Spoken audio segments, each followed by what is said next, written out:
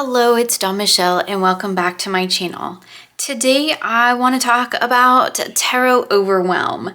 So this has been a topic that I think has been in the forefront of a lot of people's mind for quite a while now. And it's definitely something that I have had experience with multiple times over the last 12, 15 years that I've been reading tarot. So I thought today that I would actually share some of my experiences with tarot overwhelm and some of the things that I've found helpful to kind of combat that. Because I think sometimes when we're looking at and talking about tarot overwhelm, there's so many different facets to that and so many different ways and reasons that we can experience tarot overwhelm. So I'm going to sit here and actually just edge my Sacred Sisterhood Tarot as we have this discussion, just to kind of give us some visuals, something to look at while we have a little chat. So before we get into this, I'm gonna do the obligatory disclaimer. This is my experiences and these are the things that I have found helpful. They may not all resonate with you. They may not align with your tarot practice, but the only basis for reference I have is my own experiences. So I thought I would share those just in case that there is something there that might be helpful for you if you are experiencing any sort of tarot overwhelm. So I've kind of broken down this whole concept of tarot overwhelm into the kind of three main categories that I have personally experienced tarot overwhelm in. Now, one of these is very, very new because one of them relates directly to tarot content. But the three main topics or the three main categories that I have experienced tarot overwhelm with are one with my practice, two with my decks, and three more recently in the last few years has been with tarot content. So that's things like videos here on YouTube or Facebook groups or Instagram posts or things of that nature, right? So I thought we'd kind of just break it down into those three categories, and I talk a little bit about the experiences that I've had for each one and what I have found to be personally helpful over the years. So the one that I'm going to start with is experiencing tarot overwhelm in your personal practice, because that's the one that I have struggled with the most for the longest period of time. So I've been reading tarot now about, like I said, I think somewhere around 12, 15 years. I'd have to actually go back and look, but quite a while. And the decks and content are kind of more of a newer thing in my practice, but experiencing tarot overwhelm within the actual practice itself is something that I have definitely experienced many times over the years. And so for me, what tarot overwhelm is in my practice, it usually comes down to one of two things. One is it's an overwhelm as in I'm just there's too much personal work happening and I can't digest it all because I'm just bouncing around, kind of diving deep into one area here and one area there, or, the card this week is telling me this and the next week it's telling me something else. And it's there's no focus. I'm just bouncing from topic to topic, trying to do all of this deep inner work and not actually giving myself enough time to do any of it. That is definitely a struggle that I've had for many, many years in my tarot practice, is that, trying to do too much at once, trying to get into all of the deep and nitty gritty areas of my life and trying to explore them all at once and, fix them all at once, right? Then there's also the overwhelm, where maybe overwhelm isn't even the right word. Maybe boredom would be the better word, because then there are times with my practice where it's it starts feeling really repetitive and I'm I cannot pull another daily card. I really don't want another oracle message for the day. I really don't want to do another reading. I just get kind of overwhelmed in a sense, as in I don't want it. I don't want it right now. But also there's that layer of boredom, because it's it starts to feel repetitive and I feel I've been there, done that, getting the same message over and over again, right? So there's kind of those two aspects for me that I've experienced, two main aspects that I've experienced when it comes to overwhelm with my practice, is that I'm trying to do way too much at one time, or I'm like kind of bored because I've been doing the same thing over and over for a long time. So those are kind of the two main ones that I've experienced over the last, decade or so. And I have come up with a few things over the years that I have personally found helpful. So maybe they might be things that you find helpful as well. When I get to that place of like, it's just too much and I'm going into too many different directions and I feel like I'm just being pulled every which way. That's when I find creating a structured practice really, really helpful, because basically what that does is that gives me something to focus on, something that I can just work on and look at this one particular aspect of myself or my life or a situation or whatever the case may be. So creating a structure and getting really focused on that one thing kind of helps me hone in, and then I can kind of let the other stuff just sit on the sidelines and wait for me to get to it, because really I can only work on one thing really at a time for the most part, right? If I'm going to make any real good progress towards that. So I found creating a structured practice is really helpful for that. Now you can do this and find help with this in a lot of different ways. There are things like tarot workbooks and sort of these guided practices that you can find on various aspects. So there's like a lot of them for shadow work, for self-care, for accessing various aspects of self, or for creating projects and things along those lines. You can usually find them, you can find them on Amazon. There are also sometimes content creators will create these types of workbooks to help you kind of work through a particular practice or a particular process or situation. So you can look to others to kind of create that structured practice for you. You can also create it for yourself and just basically say, this month I'm going to work on self-care. So I'm going to use decks that promote that for me. I'm going to do readings, find readings that relate to specifically to that work. When I do daily draws, if I do a daily draw, that's the lens through which I'm going to view it. Like, what's my self-care message for today?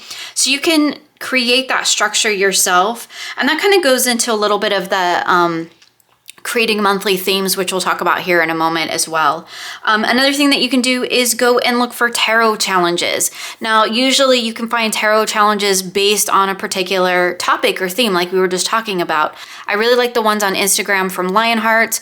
You do not have to have an Instagram account to access those. You can just go directly to their Instagram link. I'll leave a link for that one in the description box below for you. But you can also just do a Google search for any sort of a tarot challenge, and you can find them on all kinds of topics. And again, that will give you daily prompts or weekly prompts, or however it's structured, that you can use to help you get focused on a particular topic. The other thing that you can do is look for guided practices that somebody has created that you can follow along with. This was very much the inspiration for my own monthly medicine that I do on my membership, is because I need that structure. I need to have a focus for each month and things that I'm working on, because otherwise I do get not only overwhelmed, but bored, to be perfectly honest. And so every month in my membership, I offer a guided tarot practice where we have a focus, and that's what we're working on for the month. Also, tarot courses are great because they can help you kind of follow a structure, follow curriculum. And there are courses beyond just the How to Read Tarot course. There's lots of them online. There's lots of them from some of our favorite content creators here on YouTube. So creating a structure, I think, has been probably the most beneficial thing that I have done to help me get through tarot overwhelm when it comes to my practice, because generally that overwhelm is coming from me trying to do too much, or I just have zero focus on what it is I'm trying to accomplish with my cards for the day or for the month, and it makes me feel scattered and all over the place. So when I have that structure, it helps me focus, and it also helps keep the overwhelm down. So when it comes to overwhelm / boredom, because these next few kind of things that I've done really do help with both. One of them, the biggest one, is to change things up, right? Like if you are finding yourself overwhelmed with your current practice or bored with your current practice, doing things in a different way can be really helpful. It kind of helps get you out of that rut. It can also help you kind of shift your focus and your energy around if you're feeling a bit overwhelmed. So for example, things like if you generally usually do a morning draw to start your day and you're feeling very overwhelmed as soon as you walk out the door because of whatever card you pulled for that day, then try changing your practice up and pulling cards at night as a reflection rather than a prediction. And sometimes doing things like that, just making little changes to when or where or how we approach our practice can be really, really helpful to help combat that overwhelm when it comes to practice, as well as kind of help with boredom when you get tired of things like pulling a daily card or pulling a morning card. Try pulling it at night instead.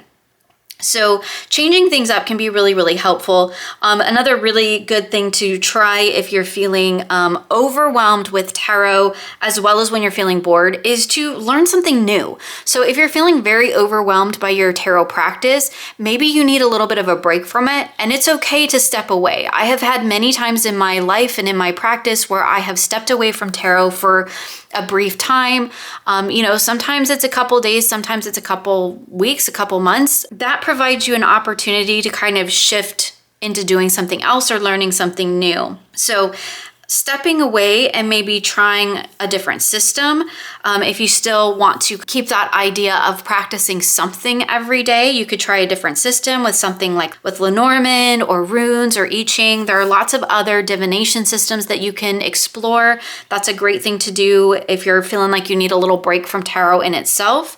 And if you're feeling like, again, you just need to kind of change things up a bit, maybe you're feeling a little overwhelmed with your current practice or just bored with it, you can definitely try to learn something new, like a different system. Like if you use RWS, try learning some Thoth or Marseille. There's lots of, again, books, courses, and all that kind of stuff that can help you in learning that new thing. You can also look at just adding some new layers to your tarot practice. So doing things like, learning a little bit about astrology to add to your readings, or the tree of life, or adding chakra work, or things along those lines, adding other elements of practice into your tarot work and blending them together. We see this a lot with things like, moon work and chakra work, and definitely with astrology, where you can take those layers of other practices and start incorporating that into tarot. And that's a good way for you to learn something new, to add to your practice, to change things, to help grow it, but also to kind of help you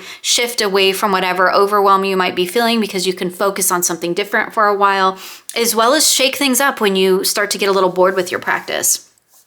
So let's talk about decks, because decks is, I think, one of the biggest places where I see people currently experiencing tarot overwhelm. And that kind of comes down to a couple of different things that I have personally seen and experienced in the last few years. I have not had a large tarot collection for the majority of the time that I've been reading tarot, up until a couple of years ago, 4 or 5 years ago now. I had just a handful of decks, and that was all I had. Since then, I've amassed quite a large collection, which I really enjoy, and that helps me have a very well-rounded practice. But a lot of times what I see happening and what I see other people experiencing, and what has happened to me too, I've very much experienced this, is that sometimes we have too many decks. And this I'm kind of breaking down into two different areas, because there's the whole too many decks thing, and then the I don't know which deck to choose. So we'll get to that one here in a moment.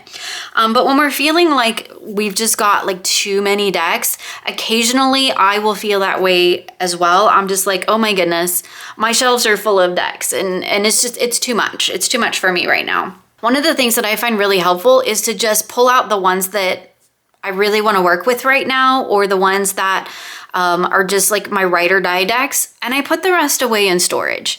I put them in a box in my closet, and they hang out there. I'm trying not to just jump into, rehoming or mass decluttering anymore, because I've personally found that when I do that, and I'm doing it as a reaction to a momentary feeling of tarot overwhelm, I generally regret some of it when I've moved out of that space. And again, only speaking for me personally, I feel like we have to disclaimer these videos nowadays. So I'm just, make it very, very clear that I'm only speaking from my personal experience. But when I feel like I've just got too many decks on the shelves, I put some of them away. And I don't necessarily get rid of them. We all know about the purgatory box, right? A lot of us have purgatory boxes. I definitely will put decks in a purgatory box if I think that it's one that I'm probably not going to use again, or I'm feeling like it's just really not resonating with me, rather than just very quickly getting rid of it and doing this kind of binge and purge thing. I just put it in the box for a while. So I have different boxes for different things. I have a purgatory box, and I have a box for decks that are like sentimental, or they're study decks, or whatever the case may be. They're decks that I know I'm not really going to use much, but I'm also not going to get rid of them. So I have a box for those. And then I have a box for kind of the other decks that I'm just like, I'm just not using them right now. They don't need to be out on my shelf.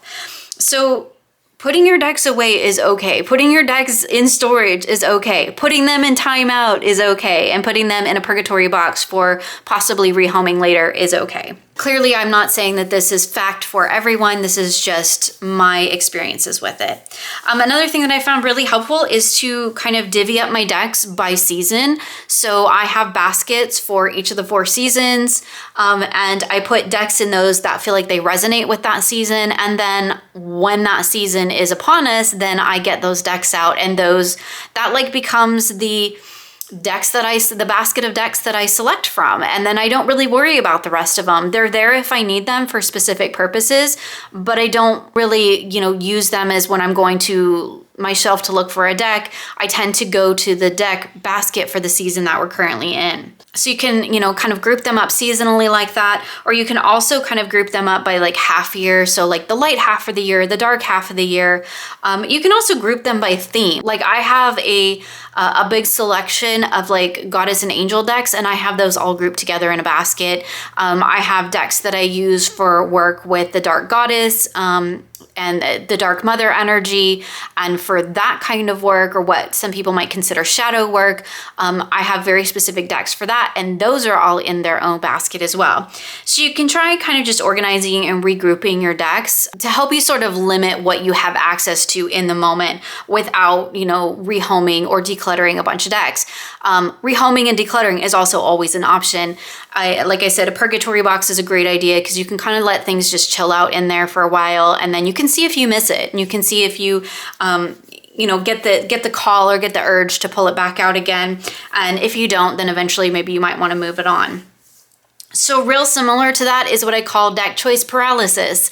And this is when I'm looking at all my decks and going, I have no idea what deck I want to work with right now. So again, things that I have done to help with that is create those themes or those kind of baskets or storage areas that the decks relate to certain types of works. Like I was talking about the shadow work or the angel work or goddess work or something like that.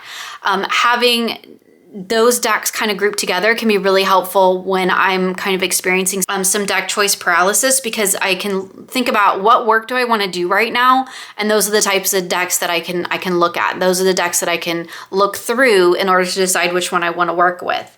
Another thing that I found really, really helpful is to create a theme, or what I sometimes call a deck family. Look at your decks through the type of, like I said, the type of work that you want to do, or, when you're looking at different decks that you want to work with. Say I want to do work on a specific area or with a specific situation. I can look at my deck collection and say, okay, which deck fits the bill for that, or which couple of decks fit the bill for that. So thus creating sort of that deck family. And I did a whole video on that as well.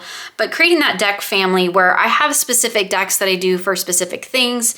And that can be really helpful for kind of just knowing that, okay, I don't have to look at my whole 200 plus decks in order to decide which deck to use. I can just look at the decks that I have designated for this particular work, or that I know work well for this particular sort of practice, and I can just pull those decks out and then look at those. One of the things that I found really, really helpful, like above all else, is to, again, work with those themes. But again, I have a structured tarot practice that I follow every month, and that is themed as well.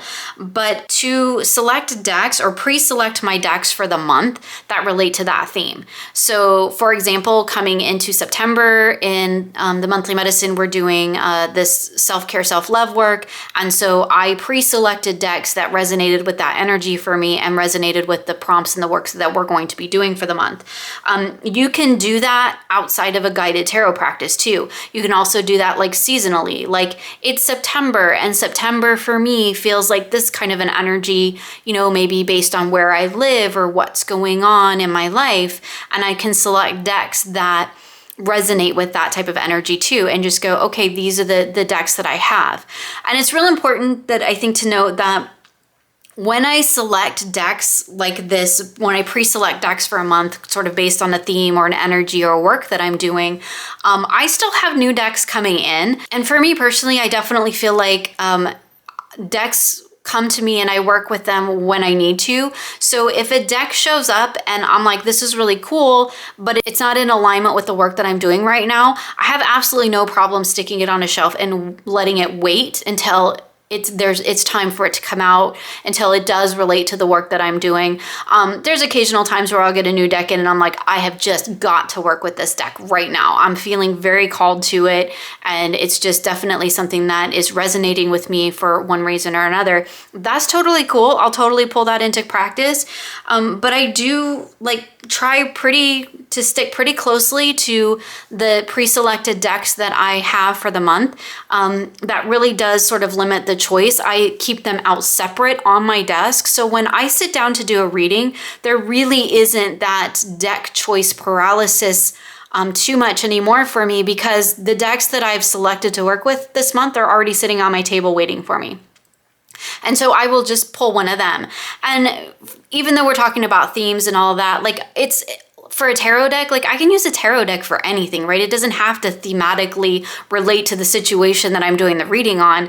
And having at least a couple tarot decks at hand on my table means that regardless of what I'm coming to the cards for, there's a deck there waiting for me to do that. And of course, I also always have my Llewellyn, which is actually in the little box here on my table, and it's always at hand as well. So again, I can always use that.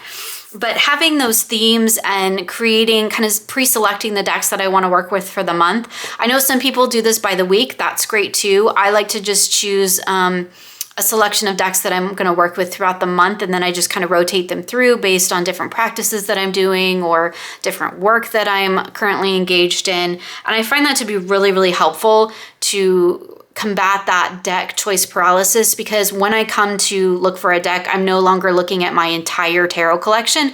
I'm just looking at this 5 or 6 decks on my table, and that makes it so much easier for me to choose. Now, that also doesn't mean that I can't go to my stack of 200 decks if something, if I'm wanting to do a reading and I'm just thinking, oh, this deck would be absolutely perfect for that. I will definitely go and get it and pull it out and do a reading with it. I don't limit myself to only those decks that I've chosen for the month, but that again creates that structure. And I think you'll probably see this reoccurring theme for me. I'm real big on structure. I'm real big on kind of pre-planning and having things laid out for me, because when it comes time to actually do the work, I don't want to be bogged down by trying to decide what deck to use or trying to decide, what practice to engage in or what spread do I want to use or all that. I like having it all there ready for me so that I can just sit down and do the work. But again, that's just me personally. All right, real quick before we move on, let's talk about FOMO, because I think that's a huge thing that we often hear about in the community, and definitely something that I have succumbed to a couple of times in the last few years. A few things that I found to really help with that is finding something that I already own is in alignment with the deck that I'm currently feeling FOMO over. This tip really comes from Lisa, definitely something that I've picked up from her and watching her channel. I found that to be one of the key things for combating deck FOMO for me, is to just look at what I already have, because chances are I already have something that's pretty similar to that, and then I can decide at that point whether the deck that I'm feeling FOMO over. Another thing that I found to be helpful is to keep a wish list. I keep a wish list of indie decks and mass market decks that I think I want to bring into my practice and into my collection. And I often curate that list. I often go through that list. I know some people wish lists don't work for, and that's cool. I find that they're helpful because it allows me to kind of think about why I want to buy a deck in the first place. So another thing that I found to be pretty helpful is to kind of implement this sort of 1 month rule. It's not always a month and it's not a hard and fast rule for me, but generally I try to let things hang out on my wish list for about a month. So from the time I put it on there, if after a month I'm still feeling like, yep, still want that deck, then, then I'll give it serious consideration as a deck that I might want to purchase. I find that's helpful, just not to buy a deck in the moment. Although I totally do that too. So like, full transparency here, I totally buy decks for the moment as well, but I do try to kind of be a little bit mindful and let them kind of hang out for a little bit so I have some time to think about it. The other thing that I found to be really helpful with deck FOMO is not to watch videos or consume content or things around that deck. Sometimes that just kind of feeds the beast when it comes to FOMO. So we're going to talk here in a moment about content in a more general sense. But if there's a deck that I'm feeling particularly FOMO about, and like particularly if I know it's a deck that I don't really want, but I just think I want it because everybody else has it, I just don't watch those videos, right? And it's not to say that I don't watch those channels showing that deck, I just don't watch those specific videos. If it pops up in a video, that's cool, but I don't watch walkthroughs or unboxings or anything about the deck that I'm currently feeling FOMO about. I give myself some time and space away from it. So let's move on to content, because that I think is also something that is of consideration, and it's something that is a fairly new consideration for Tarot Overwhelm for me personally, because I haven't been on YouTube that long, just a few years now, as far as making videos and watching other people's content. So when we're talking about tarot content, we're talking about things like, of course, here on YouTube, right? Tarot videos, but also tarot across various social media platforms. The big thing, I think, is to just be discerning with what you consume. You have total control over the videos that you watch and the channels that you subscribe to. And so being mindful about the content that you consume in relation to your tarot practice or in relation to Tarot Overwhelm, I think can be really, really helpful. If you're feeling super overwhelmed by tarot in a general sense, then maybe you might want to take a little break from consuming that tarot content for a little while.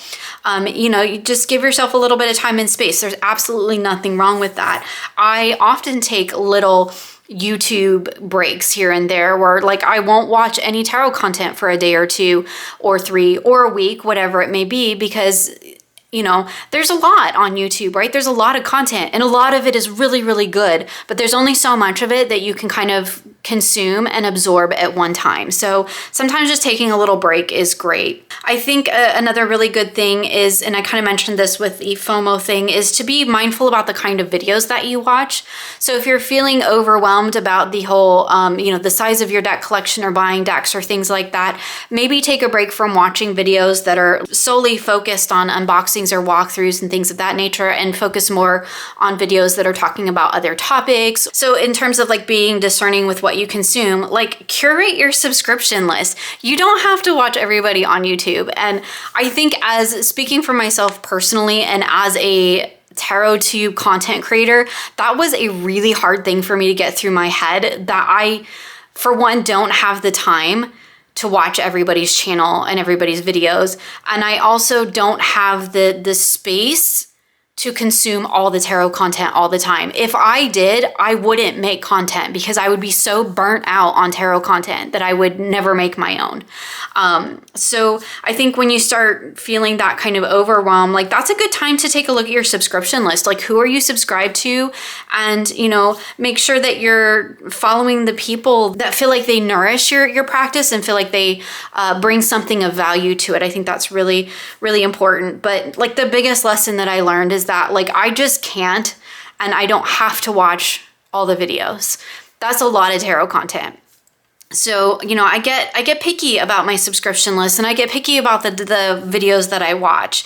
And that's nothing against any particular content creator. I have content creators that I absolutely love, and I will watch absolutely everything that they do, right? That's well and true. But there are also content creators that I absolutely love and adore, but I don't watch absolutely every video they make because, for one, not every video they make speaks to me on a personal level, and that's totally cool. There are lots of people who don't watch every single video I make, and I take no personal offense to that, right?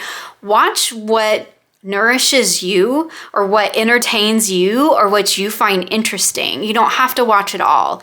And that was one of the hardest things that I had to kind of, the little hardest lessons that I had to teach myself, was that I can't watch it all, for one. I just don't have the time and the space for that.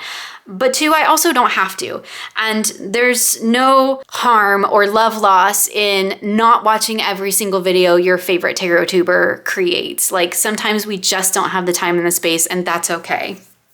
The other thing that I found really helpful is to make use of playlists. So this goes beyond like content creators, right? Because as content creators, we create playlists for all the different, you know, types of videos that we make. Like, I have a ton of playlists.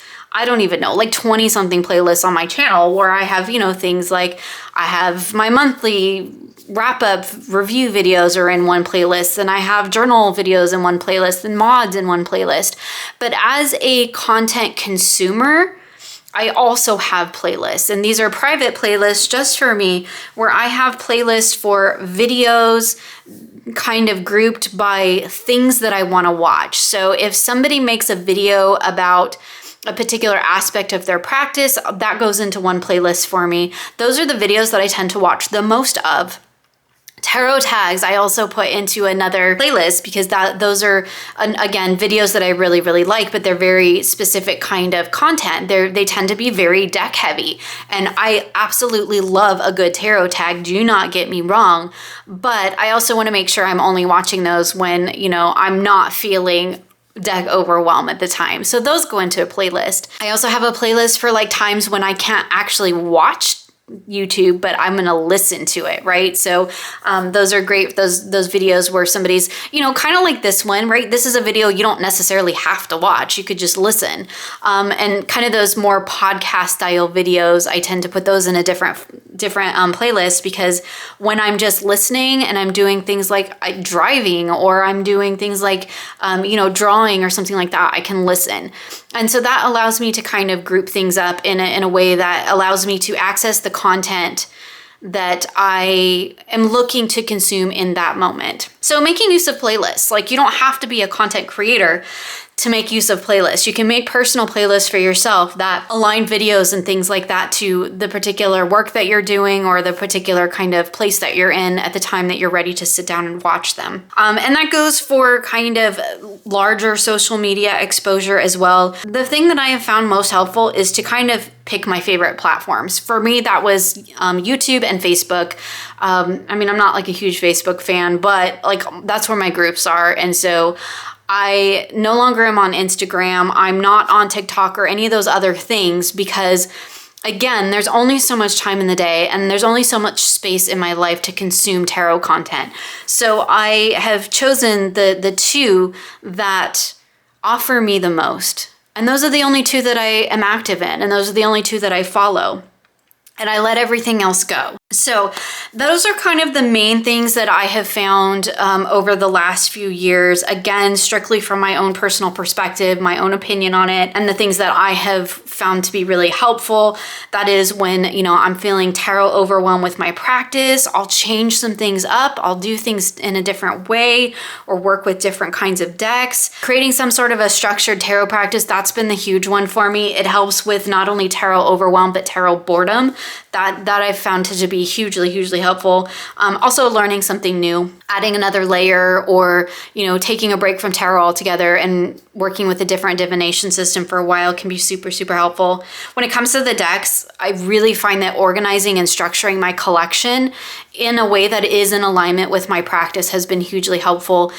Keeping my decks arranged kind of seasonally. And then like I said, I have those places where I can put the decks that I'm not in a space to deal with right now. I can just put them in storage, and I don't have to worry about them right this 5 minutes. That's been really, really helpful. Using those deck themes and families has been really helpful. Pre-selecting my decks. Oh my goodness. Pre-selecting my decks has taken a huge, huge worry of that deck choice paralysis like off the table for me for the most part. And then when it comes to tarot content overwhelm, I curate my subscription list. I make use of playlists, and I really do limit my social media exposure to just those things that mean the most to me, kind of putting my energy where I feel like it's getting the most use, where I'm being of most service to people and I'm getting the most in return as well, right? Because it's a two-way street. It's an energy exchange. Creating content is an energy exchange, and I think that that's something that we don't always talk about, but it takes a lot of energy to create content, but it also takes energy to consume content. And so it's this two-way street between the person making the content and the person consuming the content. Sometimes I'm the creator, sometimes I'm the consumer, but I need to make sure I have enough space in my life and in my practice to do those two things in balance. So those are kind of just the few things that I found to help me with tarot overwhelm in my practice, as well as with my decks, and of course in the tarot content that I consume and to some extent create, but mostly talking about it from a consumer standpoint. As I always like to say, please feel free to take what works for you and ditch the rest. Again, this is all just from my own personal experience and what I found helpful. It's not going to be the end all be all for anybody. It's not fact. It's just, of course, opinion and experience, as is everything on my channel. So I would love to know what you have found to be helpful in dealing with tarot overwhelm, if it's something that you've done. So feel free to share with me in the comments below. As always, my friends, thank you so much for joining me today, and I look forward to sharing with you again soon.